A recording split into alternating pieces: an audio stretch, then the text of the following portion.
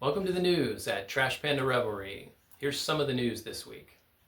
Donald Trump's Iran war hasn't exactly accomplished its goals, and lately Trump has been shifting to basically establishing the US to run a giant protected toll booth in the Strait of Hormuz. Before switching to unspecified investments, Trump's first idea was to charge 20% of total cargo value. If you was to give me, I don't know, let's say 20%, I could see my way to protecting you from the war that I started. And also throw in a mandatory case of Diet Cokes.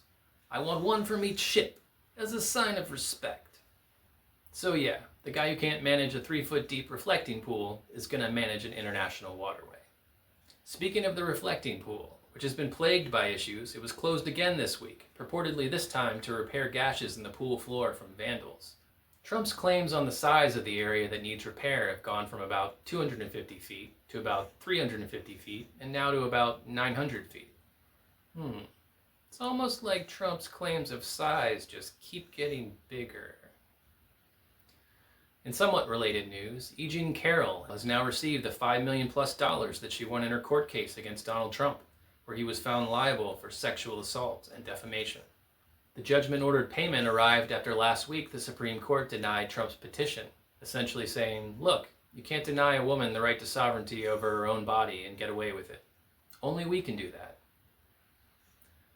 Also this past week, MMA fighter Conor McGregor lost in the first round after his return to the ring after 5 years, exiting early with a knee injury. After the match, McGregor expressed his disappointment, saying, I am beyond dark here. I can only describe it as hell. Ironically, that was almost the same thing his victim was saying until McGregor was finally convicted of rape and battery in the 2024 civil trial. In other news, the New York Times reported recently that due to sanctions, Russian spies have been smuggling technology out of Japan to support their war efforts against Ukraine. This is mostly due to Japan's abundance of technology and lax espionage laws.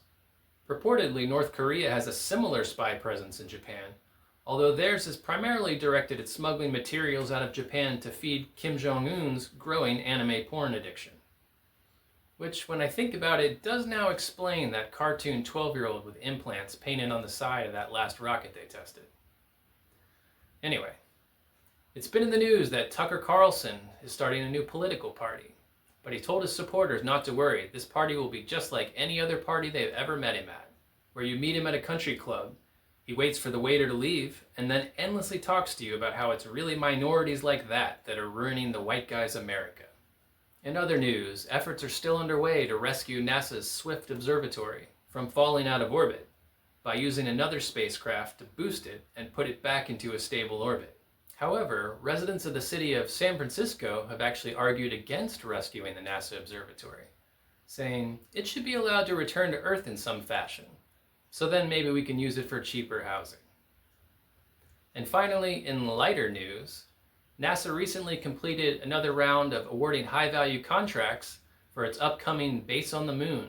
The latest round will reportedly include a lunar gravity golf driving range to see how far we can hit stuff for science, as well as a lunar singles lounge, in line with one of the primary end goals of any good lunar researcher, to try all the floaty sex stuff.